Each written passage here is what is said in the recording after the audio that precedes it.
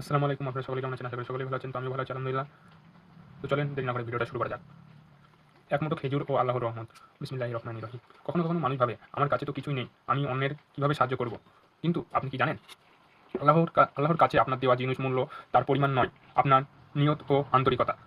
আজকের গল্প এমনই এক দরিদ্র মানুষের গল্প, যার কাছে দেওয়ার মতো প্রায় কিছুই ছিল না, কিন্তু তার ছোট একটি দান আল্লাহর কাছে কতটা মূল্যবান হয়ে উঠেছিল, সেটাই এই গল্পের শিক্ষা। একটি ছোট্ট গ্রামে থাকতো একজন দরিদ্র মানুষ। তার নাম ছিল হাসান। হাসানের নিজের বলতে ছিল একটি ছোট্ট ঘর, পুরনো কিছু কাপড় আর সামান্য কয়েকটি খেজুর গাছ। তার স্ত্রী ও ছোট একটি সন্তান ছিল। প্রতিদিন সকালে হাসান কাজে বের হতো। কখনো মানুষ জমিতে কাজ করত, কখনো বাজারে মাল বহন করত। যেদিন কাজ পেত সেদিন ঘরে খাবার আসতো, আর যেদিন কাজ পেত না সেদিন আল্লাহর উপর ভরসা করেই রাত কাটাতে হতো। একদিন সকালে থেকে হাসান কাজের সন্ধানে ঘুরছিল, কিন্তু কোথা থেকে কোনো কাজ পেল না। সূর্য ডুবে যাওয়ার সময় সে ক্লান্ত শরীরে বাড়ি ফিরল। বাড়ি ঢুকতেই দেখলো তার ছোট ছেলে মাটিতে বসে আছে। ছেলেটি বাবাকে দেখে দৌড়ে এসে বলল, আব্বা, আজ কি খাবো? হাসান কিছুক্ষণ চুপ করে রইল। তার ঘরে সেদিন খাবার বলতে কিছুই ছিল না। ছেলেটি মাথায় হাত রেখে বলল, বাবা, একটু ধৈর্য কর, আল্লাহ আমাদের রিজিক দেবেন। ছেলেটি বলল, আব্বা, আল্লাহ কি আমাদের দেখতে পান? হাসান মুসকিন হেসে বলল, হ্যাঁ বাবা, আল্লাহ আমাদের সব দেখেন। আমরা কোথায় আছি, কী অবস্থায় আছি, সব তিনি জানেন। ছেলেটি আবার বলল, তাহলে আল্লাহ আমাদের খাবার দেবেন? হাসান বলল, ইনশাআল্লাহ। পরের দিন সকালে হাসান ঘর থেকে বের হলো কাজের সন্ধানে। যেতে যেতে সে রাস্তার পাশে একটি ছোট্ট খেজুর গাছের নিচে কয়েকটি খেজুর পড়ে থাকতে দেখলো। সে খেজুরগুলো তুলে নিল, গুনে দেখলো মাত্র এক মুঠো খেজুর। হাসান ভাবলো, এগুলি দিয়ে আজ আমার ছেলের ক্ষুধা কিছুটা মিটবে। সে খেজুরগুলো হাতে নিয়ে বাড়ির দিক ফিরল। ঠিক তখনই রাস্তার পাশে একজন বৃদ্ধ ভিক্ষুককে দেখে পেল। বৃদ্ধ বৃদ্ধ লোকটি খুব দুর্বল, তিনি মাথায় নিচু করে বসেছিলেন। হাসান কাছে গিয়ে জিজ্ঞাসা করলো, চাচা, আপনি কি কিছু খাবেন? বৃদ্ধ ধীরে ধীরে মাথা তুলে বললেন, বাবা, গতকাল থেকে আমি কিছু খাইনি। হাসান নিজের হাত থেকে খেজুরগুলো দিকে তাকালো।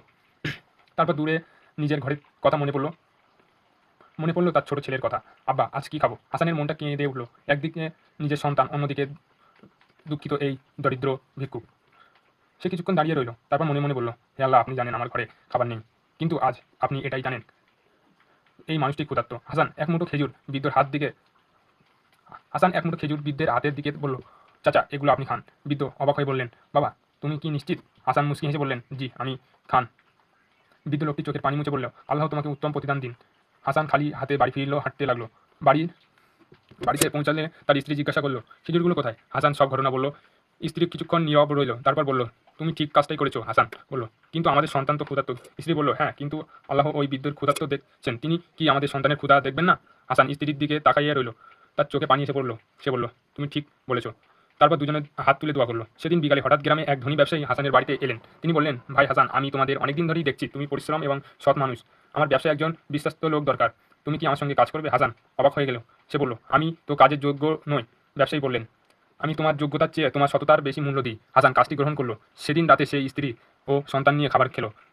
ছোট ছেলে বাবাকে জিজ্ঞাসা করলো, আব্বা, আজ এত খাবার কোথা থেকে এলো? হাসান ছেলের মাথায় হাত রেখে বলল, বাবা, আজকে আল্লাহর কাছ থেকে পেয়েছি। কয়েক বছর কেটে গেল, হাসান জীবন বদলে গেল। সে ভালো উপার্জন করতে লাগলো, কিন্তু সে কখনোই সেই এক মুঠো খেজুরের কথা ভুলল না। সে প্রায় বলতো, আমার জীবনের সবচেয়ে বড় শিক্ষা আমি সেদিন পেয়েছিলাম, যেদিন আমার নিজের ঘরে খাবার ছিল না, সেদিন আমি অন্যের ক্ষুধার্ত মানুষের সঙ্গে আমার সামান্য খাবার ভাগ করে নিয়েছিলাম, আর আল্লাহ আমাকে এমনভাবে দিয়েছে যা আমি পরিকল্পনা করতে পারিনি।